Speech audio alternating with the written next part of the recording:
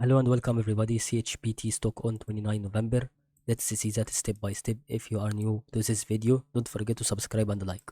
However, this is going to be returning back for what we want on the stock on 0 and 1 day update. So according to what we want here, this is going to be preparing feedback for us for the 0 and 1 day. And this is going to be actually here and here.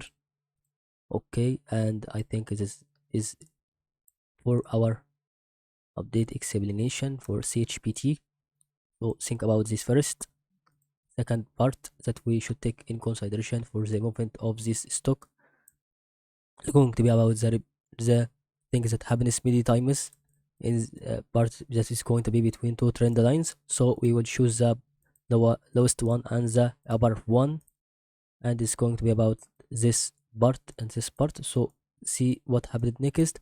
It's going to be happen. Maybe the increase in momentum spike a little bit happen, and it's going to be rebounded from this part. So that may actually happen.